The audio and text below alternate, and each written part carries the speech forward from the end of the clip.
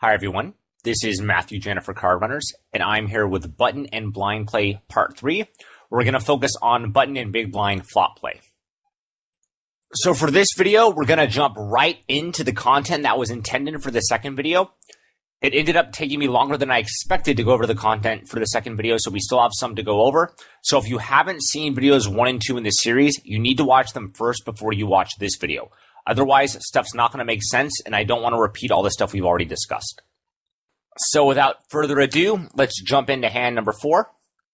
And the flop comes Jack of Spades, 10 of Spades, 5 of Clubs. So just like we assumed in the last video, we min-raised on the button, the big blind called, and he checked to us on the flop. What hands do you think you'll sometimes value bet all 3 streets with? So of course, the turn and the river are really going to determine whether or not you can keep value betting. But pause for a moment and think, what hands are you betting on the flop and more or less intending and hoping that you can bet all 3 streets with? So just like before, I would say it's probably a hand like Queen Jack or better here, especially if the opponent is 3-betting King Jack plus or even Queen Jack plus pre-flop. Because if we have a hand like Queen Jack on this flop, our opponent really needs to have 2 pair or a set to have us beat here when we have Queen Jack. And that's just not very likely. So when we have Queen Jack ourselves, we know we can really comfortably value bet this flop because the big blind's range is so weak that he needs to have a very, very strong hand like 2 pair in order to have us beat. So Queen Jack or better, I'm betting these hands on the flop pretty much 100% of the time. And then I'm hoping I just don't get an unlucky turn because if I don't, I can keep value betting on the turn in the river. And then I'm going to beat all of my opponent's single pair hands. And it's just hard to make 2 pairs and trips. So I already talked about that. And just keep in mind, if you are still playing against passive opponents who call 3 bets pre-flop with Ace Jack and King Jack, then adjust accordingly and check rivers a bit more often. Remember, we must win at least 50% of the time for value betting the river to be more profitable than checking.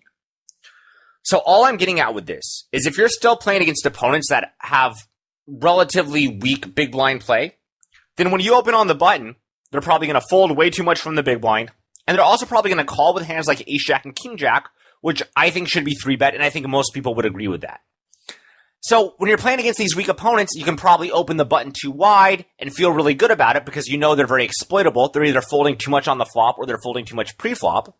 But you also have to be more careful when you start going for thin value because a really, really good opponent might call with hands like Jack 9 off, Jack 8 off, Jack 7 off, maybe even some worse hands when he's getting 3.5 to 1 immediate odds in the big blind.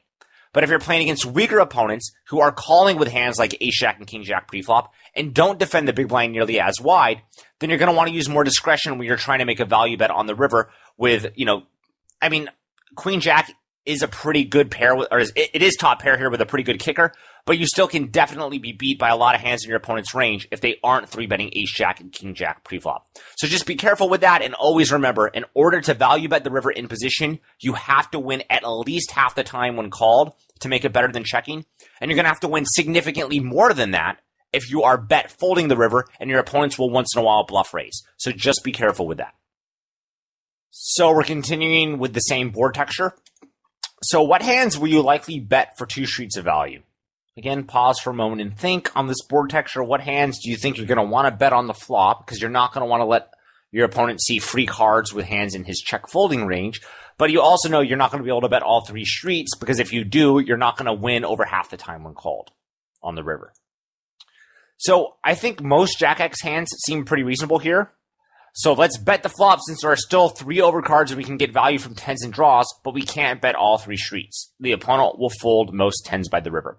So if on this flop I had a hand like, let's say, Jack 7 of diamonds, I think I would bet this flop because I know my opponent's going to usually call with his 10s. He'll either call 1 or 2 streets. He's usually going to call with most of his draws. He's usually going to call with, when I say draws, I don't just mean the flush draws and the open-ended straight draws. I also mean like gut shots will also probably call too. So I want to bet the Jack to get value now, even though I hate getting check raised. Also, since there's 3 overcards, I can maybe make my opponent fold his Ace X, his King X, his Queen X, which can't outdraw my Jack X hand on the turn. Remember here, like on a lot of board textures, the opponent won't fold that many ace-high hands. But on this board texture, since, the Jack of the 10 just hits so many hands in each of our range, I expect my opponent to fold even his, ace-9s.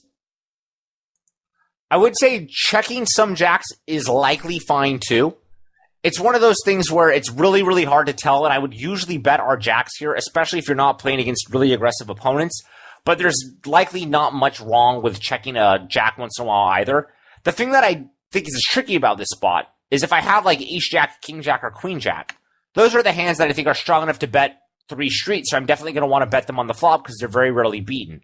But I'm also less afraid of giving a free card when I have like queen jack than I am if I have jack 7. Because when I have queen jack, there's only really 2 overcards that can come, the ace or the king. Because the queen, of course, gives us 2 pair.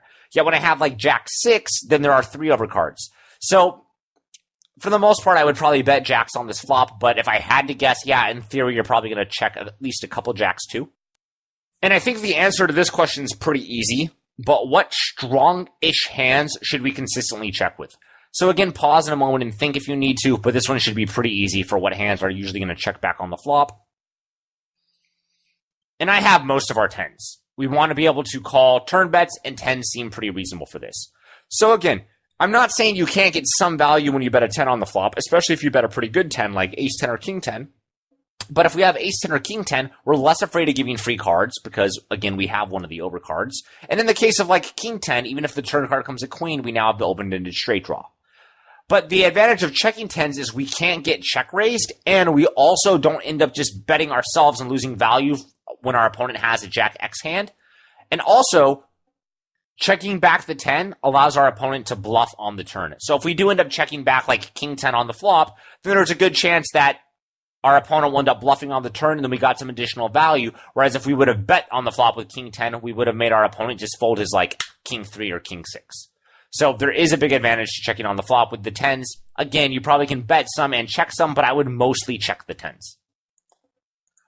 All right, so sticking with the same board still, what hands which are not pairs likely make good checks? Ace-X type hands don't really need to bet here. Despite the gutter, which is obviously the most robust of equities, I even like checking ace-king and ace-queen here. So let me talk about this for a minute. A lot of times people make comments like, dude, what's the point of playing GTO? Because if you do, you'll break even against everyone. Obviously, that's completely untrue. GTO at least breaks even against another GTO opponent, but it beats everyone else. And one thing that's important to remember is when you're playing against weaker opponents who don't play perfectly, checking an ace-X here has showdown value. So maybe if I'm playing against a really, really good opponent, he's never going to let me check back on the flop with like ace-7 and get to showdown and win because he would have bluffed all of his worst hands at some point. You know, depending on the turn of the river, he'll probably have bluffed most, if not all, of his worst hands at some point. But against weaker opponents, I can check back on this flop with ace-4, with ace-3, with ace-6, and ace-7, and sometimes they're just going to decide not to bluff and they're going to let me win at showdown. So if I am going to check back on this flop, I would rather check back a hand like ace-X because it retains its equity better. You know, it has the ace high card that can win at showdown, and my non-perfect opponents aren't always going to make me fold the better hand. Ace-king and ace-queen are trickier because ace-king and ace-queen can be bet on the flop. They can comfortably bet on, you know, ace-king and queen turn cards, and then we can turn that gut shot. But I still think I overall like checking them here and then calling a turn bet. Again, it keeps my opponent involved with his like ace rag and king rag hands. So I do like checking back ace king and ace queen, even though there's no way to calculate whether it's more profitable to bet or check them. Just to understand why I do like checking them. And then if you agree with me, you can check them back yourself. And at the very least, if you think it's close, now when you do have ace king or ace queen in this spot, you're not going to auto bet it or you're not going to auto check it, assuming you think it's close. And you're going to go pull up your opponent's stats and then decide whether or not you want to bet or check here. Personally, I like checking it back. You can dominate your opponent on the turn or just win at showdown. I also would check with pure garbage here, like 9-6 of hearts, queen 2 of diamonds, king 3 of hearts, and we can bluff it later if we need to. So I'm going to explain this a bit in the next few slides, but just notice this is not a spot where I want to bet my, at least I don't want to bet all of my like pure garbage hands here. I definitely want to check some back. And I'm going to explain that now. So one question you may often have is, wait, do I bet this hand because it works well as a bluff? Or do I check it so I can keep my opponent's range wider and can't get check raised?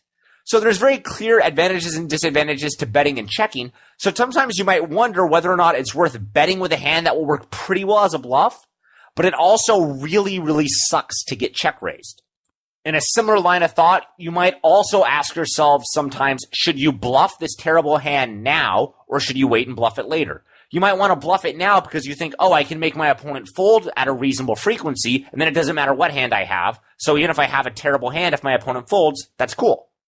Or you might say like, well, wait, maybe I should bluff it later because if I do bluff and I get called, then I'm stuck holding a really, really crappy hand. So it's a tricky question, and we're going to discuss it briefly.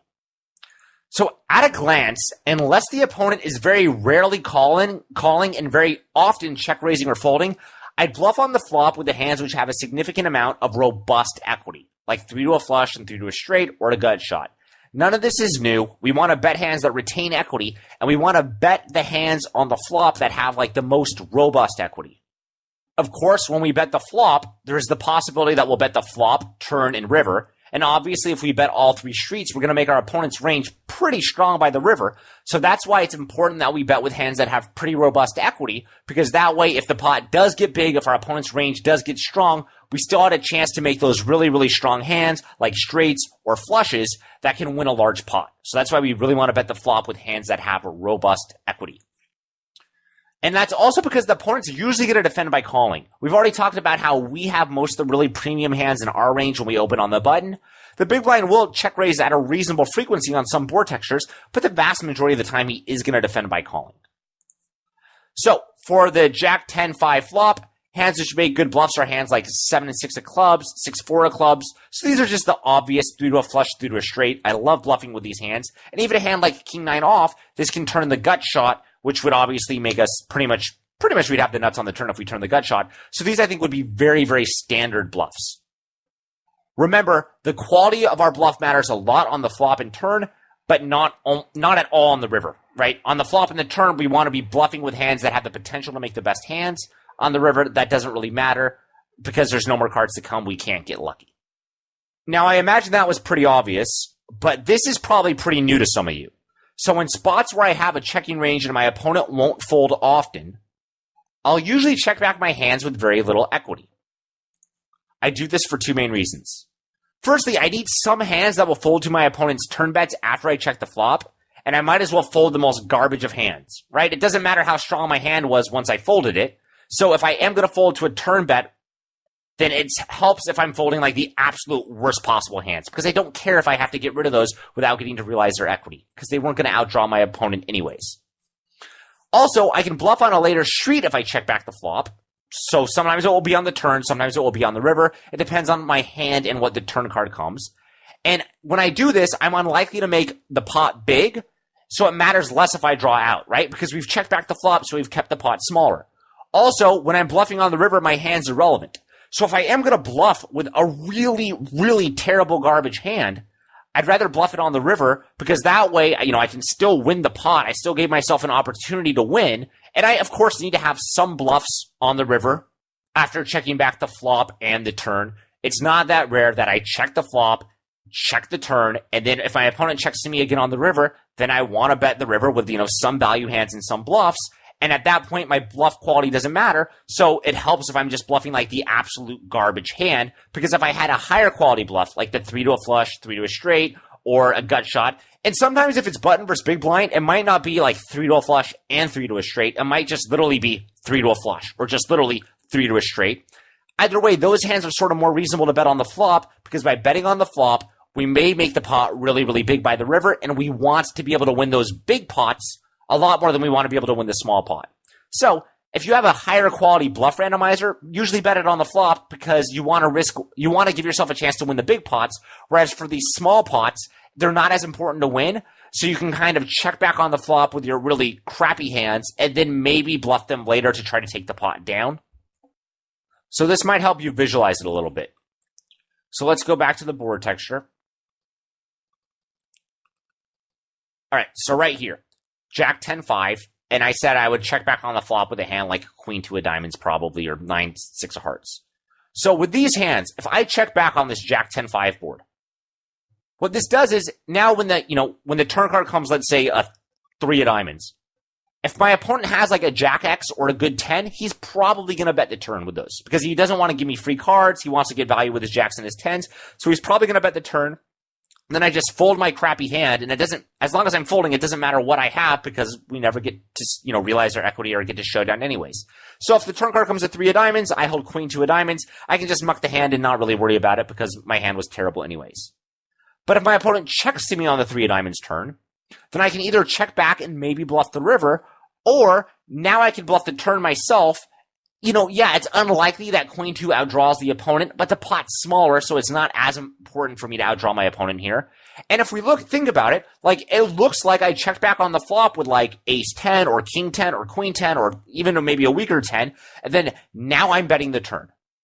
So what happens is when you check back a lot of these really crappy hands, even if you're checking back on the flop when betting would have been profitable, you're likely going to get a profitable bluffing spot later. And I know it actually exploits me, where if someone checks back on a king 8-5 board, so I know it's different than this board texture, but if they check back on a king 8-5 board, it actually really makes me think when I'm in the big blind, okay, I think my opponent would have actually bet a lot of his, really, really terrible hands since betting with any 2 cards is profitable. So it makes me think if my opponent checks back on a king 8-5 board, he actually might have some ace high hands or some maybe even some kings with no kicker or some middle pairs that he's checking back with on the flop, and he's planning on calling a turn bet or betting the turn himself if I check to him. So I know me personally, if my opponent checks back on a lot of board textures and I'm in the big blind, I will check the turn, planning to check folding in. So on this board texture too, even though it's a little bit more wet, it's very reasonable to check back with some of these crappy hands. This gives the opponent the chance to sort of take the pot down when he does have a Jack X or 10X hand on the turn without us investing more money in the pot. And then if he does check again on a 2 or a 3 of diamonds turn, there's a good chance he actually has a pretty weak hand that he just wants to check fold. He doesn't even want to bluff with it, in which case we can go ahead and bet the turn ourselves and hope he thinks we have ace 10 or king 10 or queen 10 and he folds. It's a pretty effective play, so just be aware that when you do have these garbage hands, sometimes you can bet them on the flop, but you won't often want to bet all of them. And just because it is profitable to bet them on the flop, it likely will be profitable to bet them later too, and that will actually balance your range a lot better. So I would check with these pure garbage hands here, and I would likely bet them on the turn or the river. So hand number 5, king 7-2 with a flush draw. And this is actually the exact kind of board I was just talking about. If my opponent checks back on this flop texture when he's on the button and I'm in the big blind, I already get very suspicious.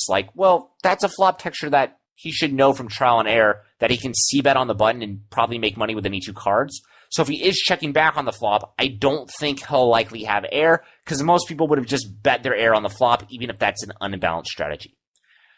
Anywho, let's move on. So what hands, when you're in the button, do you plan to bet for all 3 streets here for value?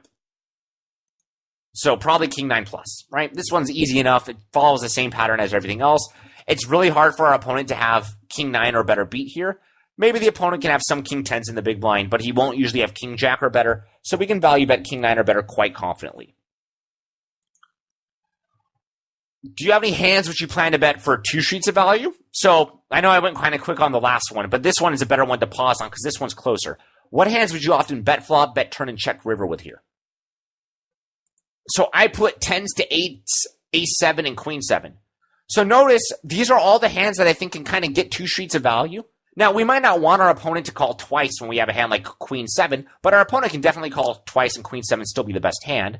But all of these hands are vulnerable to being outdrawn. So a hand like pocket queens, yeah, pocket queens can bet on the flop and on the turn and get 2 streets of value, but pocket queens aren't nearly as vulnerable to being outdrawn as pocket 9s or pocket 8s are. So 10s to 8s I would want to bet since there's a lot of overcards. Same with ace 7, same with queen 7. I would bet these hands on the flop with the intention to usually bet the turn and then check back the river. Sometimes we'll just go ahead and start checking back on the turn, but for the most part, these hands are going to be hands that are good for 2 streets of value. Oh, so spoiler alert. So why would I bet ace 7 here but check jack 7? Actually, that's not a spoiler. I didn't really answer that. So ask yourself, why am I betting ace 7 but checking jack 7? Because ace 7 is more likely betting and getting value, whereas jack 7 is more likely betting and losing. So, in other words, jack 7 only splits with one of the ace 7, queen 7, and jack 7 hands our opponents can have, whereas ace 7 beats 2 and splits with 1. So, if we have jack 7 and we end up betting the flop, a lot of times we just ended up sort of value betting against ourselves when our opponent had his queen 7 or his ace 7. Whereas if we have ace 7, then we're getting value from our opponent when he has his queen 7 and his jack 7. So A7, I think you're going to want to value bet here, whereas Jack7, I think you're going to want to check back.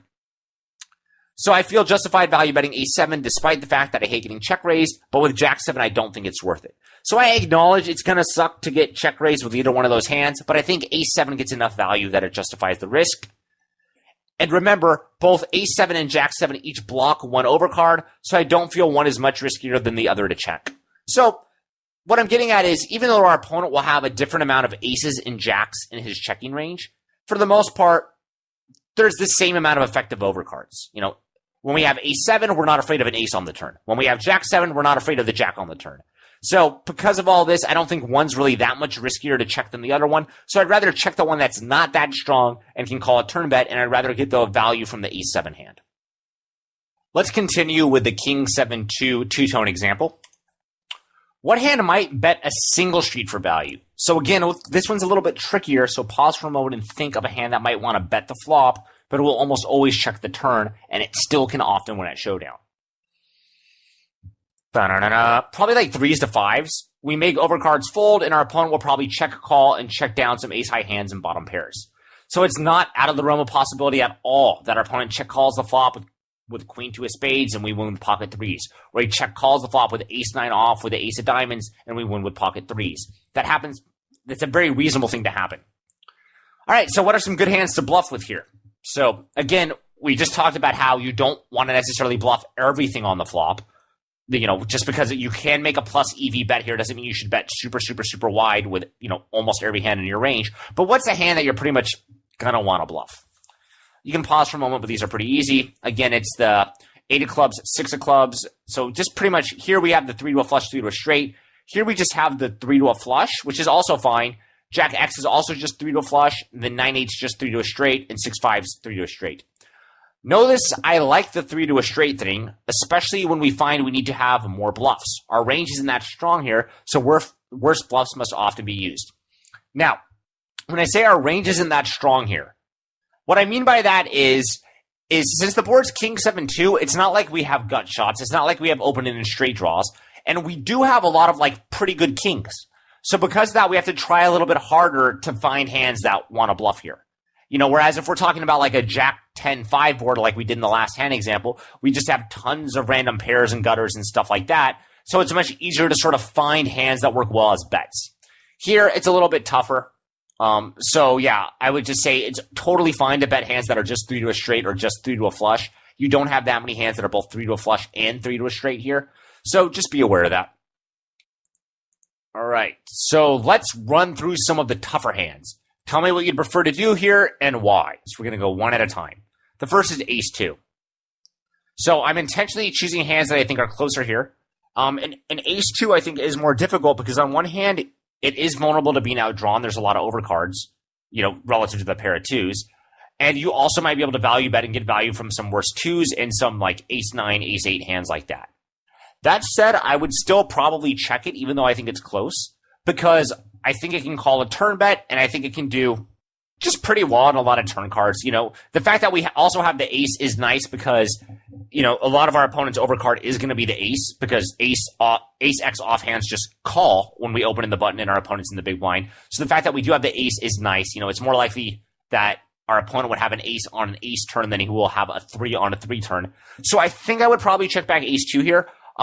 You know, this hand functions very similarly to like an ace-high hand, like ace-jack or ace-queen. A little bit different, but for the most part, pretty similar. So yeah, I would go ahead and check it back here. Again, if you're playing against really weak opponents, you can probably go ahead and bet it, and then, you know, your opponent will fold way too much, and then you'll know you probably have like 5 outs on the turn, even if you are behind on the flop, since a 2 or an ace will usually give you the best hand. That said, I still think I would check it. But again, I'm intentionally picking hands that I think are closer. 9-7. So 9-7 to me, again, pause for a moment and think if you want. But 9-7 to me is an easier check. You know, it does have one overcard that, you know, relative to the pair of sevens, so we'll feel okay on a 9 turn. And I don't hate betting 9-7 on the flop. 9-7 will make a very profitable bet. But I think when we do bet it on the flop, we're reasonably likely to be value betting ourselves. You know, our opponent will have, let me clarify. When I say value betting ourselves, meaning we end up betting and our opponent calls with the better hand. So, you know, we can bet the 9-7 and our opponent calls with ace-7, queen-7, jack-7, 10-7. Or we can just have a king. Or we can have pocket 8s. So with 9-7, I think I would rather check it. Again, when we think about this board texture, if I were to ask you, like, what hands can check raise you on this flop? Well, the opponent should at least have king 7 off in his range. He probably can have, I would call with king 2 off pre-flop if the button opens and I'm in the big blind. So he can probably have king 2 off pre-flop. Probably can't have any 7-2 combinations, but king 7, king 2, pocket 7s, pocket 2s, those should all be in the big blind's range. That's a lot of hands that can value check raise, and then the opponent can also check raise a bunch of bluffs and a bunch of draws. So 9-7 will get check raise sometimes when we bet it, and I really don't want to face that check raise. So I think overall I just prefer to check the 9-7. Pocket kings. So pocket kings is an interesting one. And it's one of the few times I would recommend checking back with a really, really strong hand on the flop. And the reason for that is it's just pocket kings kind of block a lot of the hands in the opponent's range that can go call, call, call when they face 3 bets. So because of that, I do tend to like checking back like top set sometimes. You know, betting it's obviously super, super profitable, and it's, you know, it's, the opponent can still check call with definitely some 7s, some random pairs, and all that kind of stuff. But for the most part, I think with pocket kings, I would usually check it back because we just block so many kings that are in our opponent's range, and it gives them a chance to bluff on the turn. 7s, on the other hand, I think would be a really, really easy bet. We want to go bet, bet, bet, and have our opponent call down with a king. I'm not a big fan of checking back a hand like pocket 7s where, you know, we can turn a diamond, we lose a street of value, all that kind of stuff. So even though kings and 7s are both sets, here the removal effect of pocket kings make me much more likely to check it, whereas pocket 7s, I would be, you know, I would pretty much never check it. But with all these hands right here, with all the hands that I'm saying like, hey, let's talk about the closer spots, these are really hands that you should be using your HUD and using what you know about like player tendencies to determine what to do. So when I'm sort of using the, like, give me some easy examples of bets, easy examples of checks, that's the stuff where, you know, when you have a limited amount of time, I would almost always go with the line that I recommended. And it's possible I'm wrong in some of those spots, but I mean, I feel more comfortable there. Whereas here, for all these hands, it's going to be close enough where you're definitely going to want to look at your opponent's stats and then decide from there. With the exception of pocket 7s, you're pretty much going to always want to bet that. And then ace 10 off. So ace 10 off, I think, is very similar to ace 2. You know, the opponent can't really have ace jack, ace queen, or anything like that. Ace 2 can get a little bit more value from hands like, you know, queen 2 and jack 2, which ace 10 off can't. You know, ace 10 off is losing to queen 2 and jack 2, whereas ace 2 is beating those hands. And likewise, ace 10 off might make the opponent fold some random 10s. Like if we bet ace 10 on the flop, we probably make our opponent fold, you know, 10, 6 of spades. So if we make our opponent fold that hand and we would have turned to 10, you know, we made our opponent fold a hand we dominated.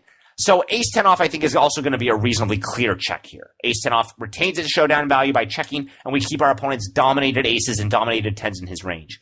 So ace 10 off, I don't think is all that close, whereas ace 2, I think, is much closer. And then ace 4 of clubs. So ace 4 of clubs is interesting because it does have some very robust equity. It can run a runner to the flush. It can run a runner to the straight. And obviously those makes pretty much nut type hands. But it also has an ace high component where if we start betting it, that ace high component becomes less useful because we're unlikely to win at showdown. So I would probably check the ace 4 of clubs because I want to retain the showdown value of the ace high. And if my opponent bets on like, you know, a club turn or maybe even a 3 or a 5 turn, then I can sort of float and then bluff it on the river if I want to. So I think overall I'd prefer to check with the ace 4 of clubs, though I can definitely understand why some people might want to bet it. And again, if your opponents are weaker players, it might be easier to just bet the ace 4 of clubs and be done with it since it does double barrel so well. But for the most part, I think I'd rather check back the ace high hand and try to win with it at showdown. If this were a, an ace 8 of clubs, I'd feel even better about the flop check. Because with the ace 8 of clubs, then I want to keep my opponents like ace 5 and ace 6 hands involved. I'm not really afraid of those hands outdrawing me. Whereas with ace 4, if we make ace 5 or ace 6 fold, that's more useful. So again, another close hand where I think you can kind of go either way. But for the most part, I would prefer to check ace 4 of clubs. And for queen jack, this one I think is kind of difficult, which is why I specifically wrote down this hand. I think I would probably check it. Because when we bet queen jack, we're going to make our opponent fold a lot of queens and a lot of jacks, which we obviously beat and can dominate on a queen or jack turn. But it's also one of those spots which kind of showcases why, even though models don't work perfectly, it kind of helps to write down all your hand combos so you get a feel of if you're bluffing too much or too little. So on one hand, if we find out we're bluffing too much on a board like this, then we could definitely check back a hand like queen jack because, again, we keep our opponent's dominated hands involved. and we could end up, if we turn a queen or a jack, we can call his bet. And then if we turn a 10, we have an open-ended straight draw, and an ace gives us a gut shot. But if we find we're not bluffing enough on this board, then it can make sense to bet the hand, because we can obviously double barrel very cleanly on a 10 turn, which gives us the open-ended straight draw, and even a 9 and an ace give us gut shots. So as of right now, I think it's probably pretty close. If I had to guess, in theory, I think it's a check, but it may very well be a bet, and it's tough to say. It's a spot where I would want to write down all my hand combos to more confidently know what I think I should do here. At the very least, I would consider checking back queen jack. It might also be able to float if your opponent bets the turn on just like a random turn, like a 4, after you check back the flop. And it helps if you want to just look at your opponent's stats. So rather than just always auto bet queen jack here, understand why it might actually in theory be a check, because we keep our opponent's dominated hands involved and we don't want to bet here too much. And then if you're playing against, see if you're playing against the right type of opponent where you think it is going to be more profitable to check than bet it. I clearly think it will be a profitable bet, but I also think it will be a profitable check. So let's quickly summarize what we talked about for in-position button play. So one thing I hope you take from this is that solid or optimalish play is frequently the same thing over and over again. You know how to check back hands where betting accomplishes little, despite the fact that it's plus EV to bet and most players bet because it's easier. Force yourself to stop doing this. And don't make things out to be more complicated than they are. Your opponent will have a harder time than you will when you stop recklessly betting. So remember, at the end of the day, you're usually going to value bet with hands that retain their equity. So, hands that you can bet with and make your opponent's range stronger, but you'll still likely win at showdown. And likewise, you're usually going to bluff with hands that retain their equity. So you're going to bluff with hands that don't have very much equity, but sometimes they will, get a lucky turn and a lucky river and make a really strong hand, despite the fact that you made your opponent's range stronger. So betting's mostly all about retaining your equity. And then if you are going to be bluffing, you want to be able to make your opponent fold some, hands that have you beat, or some high equity hands that might outdraw you even if you're ahead. All right, so that's the end of what was supposed to be the second video. I know we're already halfway through the third video since it took me longer than I expected, but we're just going to jump right into the next section, which is big blind flop play. So what do we do when the button opens and we cold call in the big blind and we have to play on the flop? So let's start off with an outline.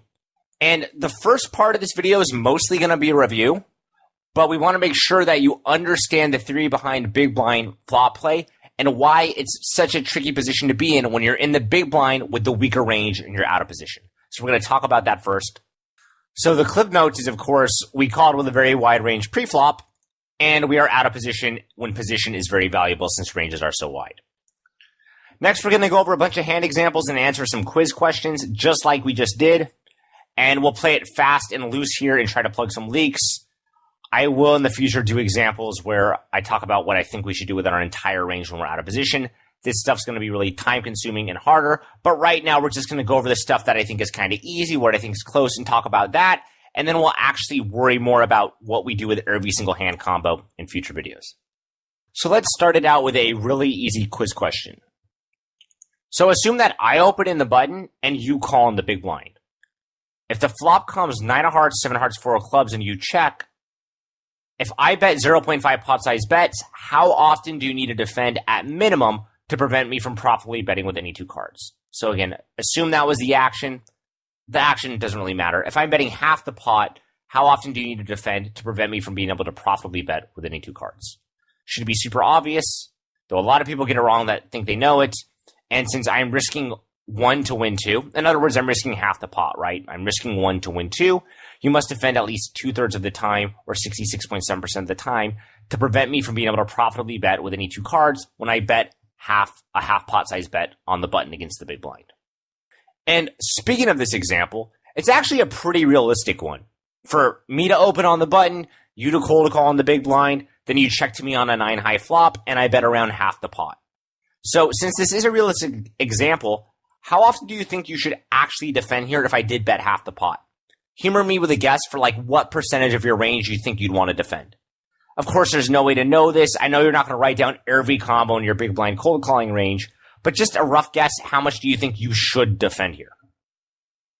So did you guess over 66.7% of the time here?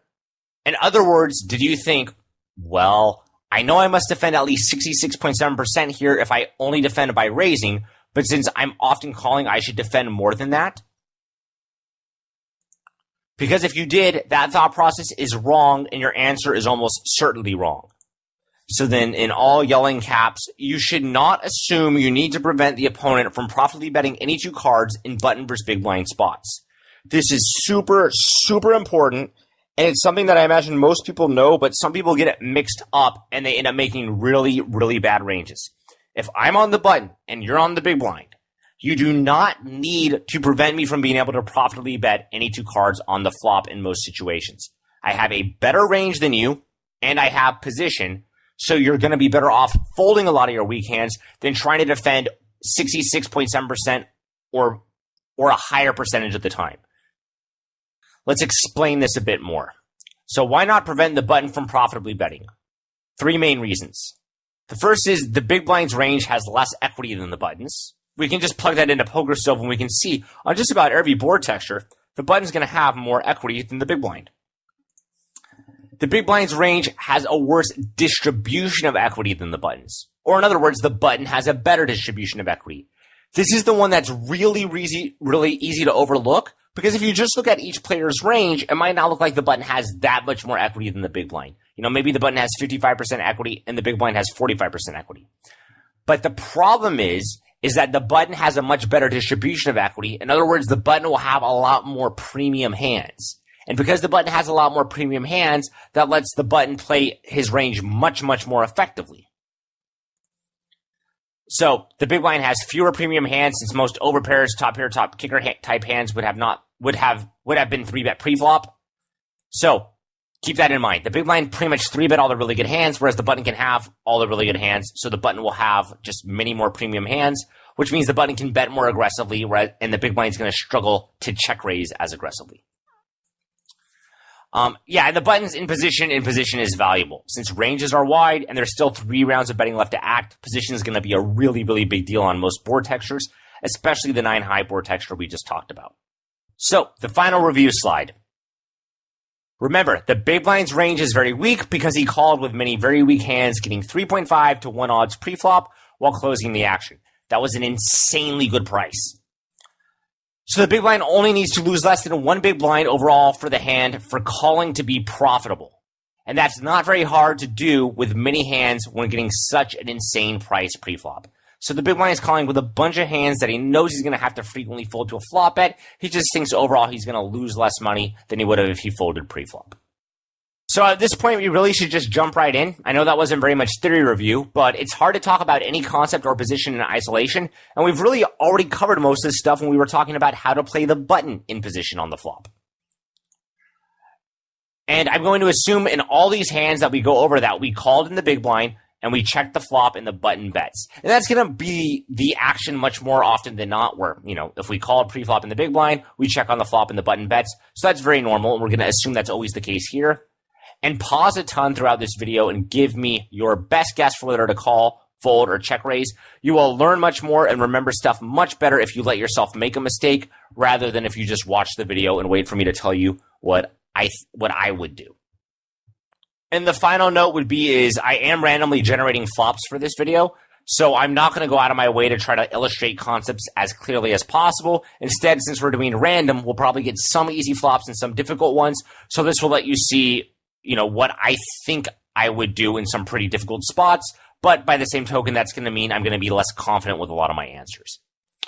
All right, so for the first flop, we have a very hard one, which is an 8-high flop with 2 diamonds. So now's a good time to sort of collect your thoughts and see what you think about this specific flop texture. Nothing I say is going to be too new here. I've talked about these types of boards a lot in the past. And the first thing that jumps out to me is this flop is pretty bad for the big blind's range since position is so valuable on this board texture. It's just hard to play 8-high boards when you're out of position because the turn card is going to change the strength of so many hands in each player's range. So because it's really hard to check a call with sort of anything when you're in the big blind, position becomes very valuable here. This is true despite the big blind's range now having more equity. So I actually did not know this. I got this wrong and originally made this slide wrong until I checked it in PokerStove, but let me show you. So in the past couple videos, we talked about how the button opening range has 56% equity against the big blind cold calling range. Now, I was under the impression that on an 8-high flop like the one that we just had, that the button would have even more equity on the flop because the big blind's 3-betting a lot of the like suited connectors and suited gappers pre-flop. So, for example, the big blind can't have 6-7 here because that hand would have been 6-7 suited specifically would have been 3-bet pre-flop, and it doesn't call with 7-6 off. So, because of that, because I thought that the big blind was calling with like a lot of random offsuit kings and a lot of random offsuit queens, I thought that on the 8-high board, the big blind range would have less equity. But then when I come to PokerStove to evaluate it, I see that the big blind range goes from having 44% equity pre-flop to almost 48% equity post-flop on an 8-high board. So this is something that I didn't expect. This isn't what used to happen with the older ranges I was using, and the older ranges were much tighter, when the big blind called against the button open. But here it looks like the big blind's range actually now has more equity than it did have pre-flop. So that is something to take note of, and we might be able to defend from the big blind a bit more aggressively than I originally thought. But this is just a really good example of something where unless you have actually played around with PokerStove, I don't see how anyone can possibly know this. So you actually have to play around with the software to get a feel for this. But here, it did look like the big blind, the big blind does now have more equity than he did pre-flop, which is worth noting. And now there's no way to prove this, but we can't make the mistake of thinking, oh, so since the big blind's range now has more equity, that was a good flop for the big blind, because I don't think that's true. Even though the big blind does have more equity, the big blind doesn't have that many nut-type hands. Yeah, he'll have some 2-pair and some sets, but not all that many, and it's super, super hard to play this board out of position. So despite the big blind now having more equity, I still don't think it's a very good flop for the big blind range. And because of that, I think the button should bet this flop at a very high frequency, but maybe bet a bit smaller than usual.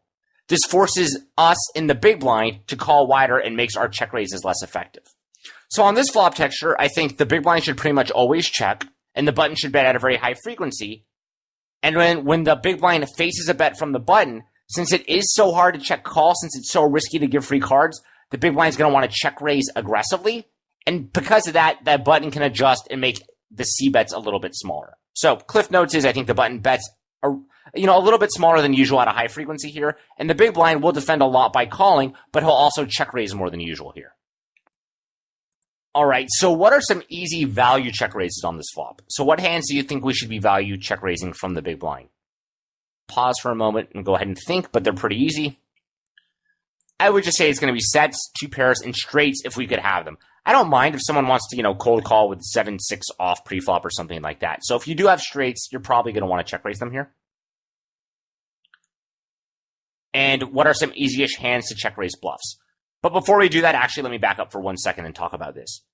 I would never slow play a strong hand on this flop because I don't think nearly enough opponents overbet them or will overbet on the turn. Now, granted, I don't play high stakes or anything, and I don't even play at really solid sites, to be honest. So maybe if you're playing against really good opponents, it can sometimes be worthwhile to slow play, a set or a 2-pair here. But if you're like me and you're just playing against people that aren't particularly good, you're not going to want to risk slow playing 2-pair or a set, because in order to justify slow playing them, you really need to expect to face an overbet on a blank turn or river some of the time. And the vast majority of opponents aren't going to overbet on like a jack of spade turn almost ever, or they're not going to overbet on a 2 of spade turn almost ever. So because of that, I don't really think you're ever going to be justified in slow playing a really strong hand here. So yeah, I would go ahead and check raise all of these hands here, even if that results in us being capped on the turn on some turn cards.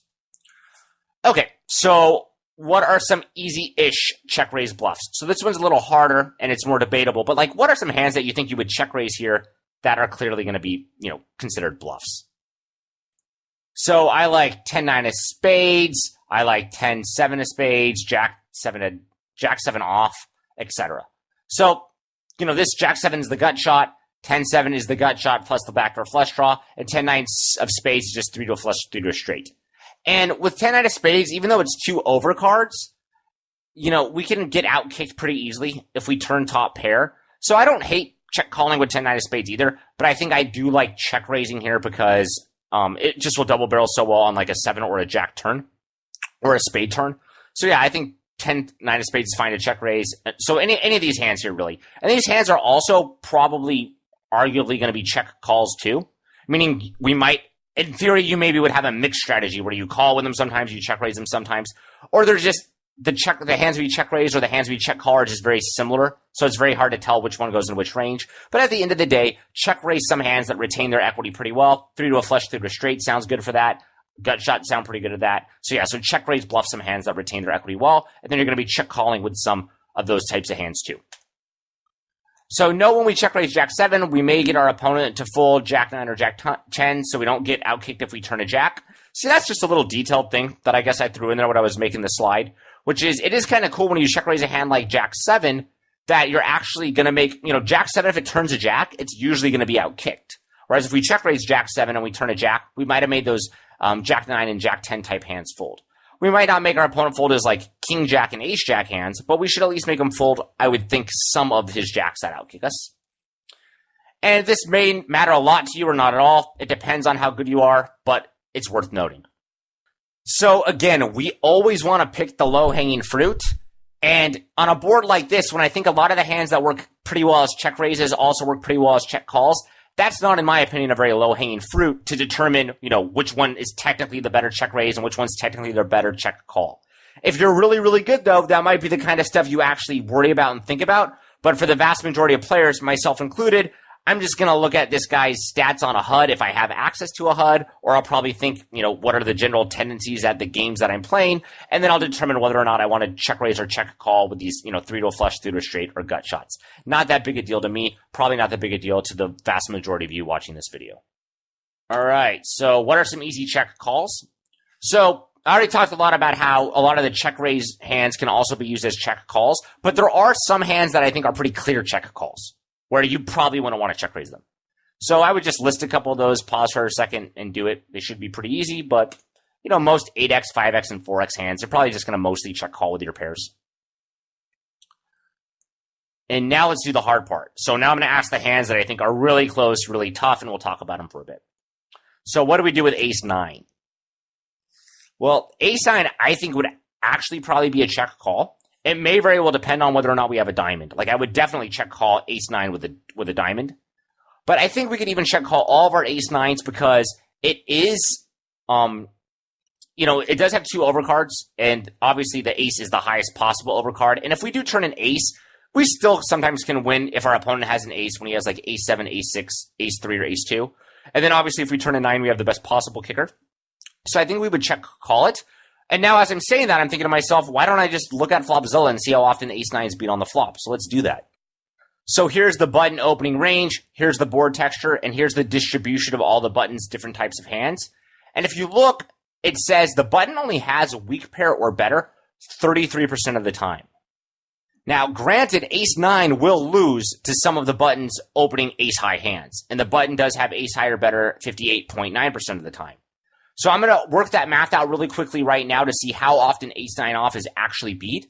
But I don't think it's going to be beat all that often. And remember, ace 9 off is going to have like a ton of redraw even when it's behind, because if our opponent has a hand like, 8-7, we still have outs to the ace and the 9. So I'm going to go ahead and work that out right now. But when I originally wrote down the ace 9 and I thought it was probably a call, now after looking at Flopzilla, I think it's even a more clear call, even if we have the ace 9 without the diamond. But let me work that out real quick. And the way to do that, by the way, just in case anyone's wondering, is you can put in the dead cards if you'd like. I'll probably do that here. Then I'm going to scroll over weak pairs, see how often my opponent has us beat with weak pairs. So that's 165 out of 480 combos. So I'm going to write that down. Then I'm going to count all the ace highs that also beat us. So that'll be something like another, 60 combos. But anyways, I'm going to do that and then let you know. And after doing the math, it seems that we're beat 44.4% of the time on the flop when we have ace 9. We are splitting sometimes too, but we're actually beat 44.4% of the time. So since we're beat less than half the time on the flop, the button's almost always c-betting, and since the ace 9 hand just has, outs to the best hand, 6 outs for the most part, I think now ace 9 is going to be a pretty clear call. So again, we can't prove it, but that's why computer software is so awesome, is when you do think a spot's close, you can go analyze it. Now, how about ace 3? Ace 3 is interesting because it has showdown value, which is the ace high, like ace high no kicker. But it also has that really robust component of equity where if we turn it 2, we pretty much just straight up make the nuts. So ace 3 on one hand wants to get to showdown and utilize the ace high, but it also, if we, did want to check raise it on the flop, it does have the nuts when we turn it 2.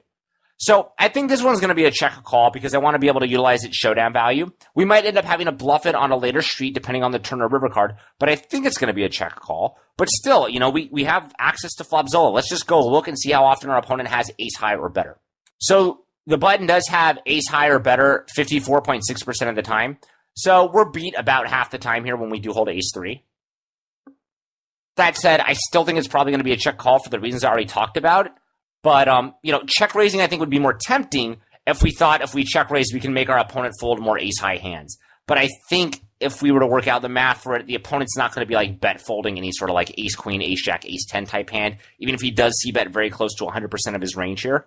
So because of that, I don't think we're going to want to check raise ace three because we really just don't make that many better hands go away. And we do have some showdown value with the ace high. So yeah, I would check call it. How about 10 of diamonds, 9 of clubs?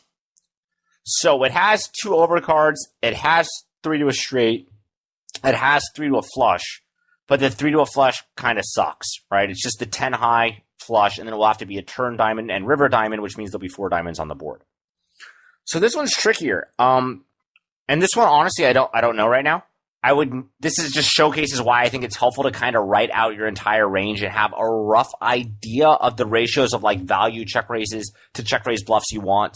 I know the term value check raising and bluff check raising doesn't work perfectly on the flop, but I just mean a general sense is useful because right here, if we find we're having trouble finding enough bluffs, then this hand might be good. Whereas if we're finding a ton of hands that work really well as bluffs that we don't want to check call with, then maybe we can just fold 10-9. So this one looks like it's either going to be a fold or a check raise to me, I think. I don't think we'd want to check call it because it's just not that strong of a hand, and we want to make our opponent maybe fold some better 9s or some better 10s if we can get him to like bet fold the flop with like a queen 9 or a queen 10 type hand, something like that. So I think it would be either a check raise or a check fold, but I'm not sure which one. Jack 6 of diamonds. So Jack 6 of diamonds can go either way. It could either be check raised or check called. If we check raise it, it does have some nice effects where we can maybe make our opponent fold a hand like Jack 10 or Jack 9 that would beat us on a Jack turn. We also want to be check raising with some flush draws. So I do kind of like check raising with Jack 6 for that reason because it's a really strong hand since it has both the gut shot and the flush draw, and it can make some hands which dominate us fold, like, Jack 10, as I already mentioned. So because of that, I think it can be good to check raise. Check calling is also fine with it. They're both going to be very, very profitable. But again, the way we would kind of determine what we want to do here is, if we're not check raising enough flush draws, then we're going to want to check raise this. If we're check raising too many flush draws, then maybe we should check call it. But as of right now, I like check raising with it because I do like the idea of making my opponent fold some jacks that have us beat. And I especially think in reality, I don't think it's that unreasonable to expect people to be betting the flop with like king jack and queen jack as well and folding to our flop check raise. In reality, people I think are going to be doing that pretty often. All right, an ace 8. Now, ace 8 is a fun one because ace 8 is very vulnerable to being outdrawn. It's a very strong hand right now on the flop, but it's not going to stay that strong on just about any turn and river combination. Unless the turn and the river are both like offsuit 2s, ace 8 is not going to be that strong of a hand on the river. So we have 2 options. Number 1 is we can check call it right now, which lets our opponent, pretty much see the turn and the river pretty cheaply. The other option is to check raise it, which will make our opponent fold some hands that could outdraw us, as well as let us get value for sure from some like 8s and 5s and pocket 6s and pocket 7s that we beat. But the problem with check raising it is we make the pot bigger and we're not going to know exactly what to do on a lot of turn and river cards. And when I say we won't know exactly what to do, I mean we're going to end up having to check a lot, and then when we face a bet, we're going to have a bluff catcher or very, very close to a bluff catcher. This hand really illustrates why the term check raise for value or check raise bluff does not work well, because even though this hand is, technically a value check raise, we sure don't want to get 3-bet on the flop, and we might not even want to get called. But we definitely don't want to get 3-bet. It's a very vulnerable hand that's going to be outdrawn all the time. Now, what I would recommend we do is we should look at Flopzilla and see how often ace 8's actually beat by the button's range on the flop. So ace 8 is beat on the flop less than 10% of the time. So while most people watching this video, I would imagine almost no one watching this video check raises ace 8 here. It's probably a very reasonable line, both in theory and in practice, though. You just have to understand when you do check raise this hand, you're making the pot bigger when you're out of position and you're making the hand difficult to play. But if you're a really good player, you're probably fine with making the hand difficult to play because you know you're going to be able to play this hand well. If you're not a really good player and you're closer towards a beginner, then check raising the ace-8 here is probably going to be a pretty bad idea. In theory, it may very well be a mixed strategy where you call with it sometimes and you check raise it other times. But yeah, this is a spot where I imagine almost everyone check calls the ace-8, whereas if I had to guess, in theory, you'd probably check raise it more than you check call because you're not beat all that much on the flop and you're vulnerable to being outdrawn. So you can check raise it to make sure you get value from, random pairs of 8s, random pairs of 5s right now, and then you just end up having to make decisions on later streets a lot of the time. So yeah, I think ace-8 probably is a check raise here, even though it still seems very aggro to me despite looking at the numbers right in front of me. And I would say, especially in practice, if you are uncomfortable playing out of position in tricky spots, you're probably going to be better off check calling than check raising it. So the last hand I want to talk about is pocket 6s. And this is a spot where I imagine everyone check calls it as well. And I do think check calling here probably is correct, since unlike with ace-8, we are beat more often on the flop when we hold pocket 6s since we lose to all of our opponent's 8s. But I just want to stress that I don't think check raising 6s here is probably as insane as most people think it is. Because even pocket 6s, you could justify like, hey, well, pocket 6s, when we check raise and we make our opponent fold, our opponent probably folded a high equity hand because most hands have 2 overcards to the pocket 6s. And when we check raise pocket 6s, we can always check call it on the turn of the river if we need to. And a lot of pocket 6s equity, is really robust. If we turn a 6, we make a set. If we turn a 7, we make a straight. So even though I think pocket 6s should be check called here, I don't think it's as crazy as a lot of people probably think it is to imagine some hands like 6s maybe being in a theoretically correct check raising range if it does put some like necessary check calls in our range on the turn of the river. So without turning into a rant about it, I would check call pocket 6s, but just keep in mind it does have some nice properties if it is check raised as well. So we've run about an hour already, and I know there's absolutely no way we can talk about the next hand with the last minute or two that we have left. So I'm just going to wrap up the video right here. In the next video, we're going to jump in immediately where we left off. I do apologize that each video isn't addressing one specific concept, that I'm having the same concepts go into 1 or 2 videos when I intended for each concept to only take up 1 video. That's just because I'm talking about spots longer than I originally intended, but I think it's overall going to be worth it. A lot of these spots that I'm talking about, since I'm intentionally addressing the close spots, I think we just can't get by very quickly. So I do apologize that every single video doesn't address one concept, but I think it's going to be worth it in the long run. Feel free to ask me any questions and leave any comments in the thread. As always, I usually make a few videos ahead of time, so by the time I see these comments, I'll probably be further on in the series. But if I do need to talk about something in more detail, or if something's confusing, or if you just don't like some of the pacing in this video, let me know and it will let me change, the next few videos in this series. And good luck, everyone. I'll see you guys soon. Keep winning at the tables.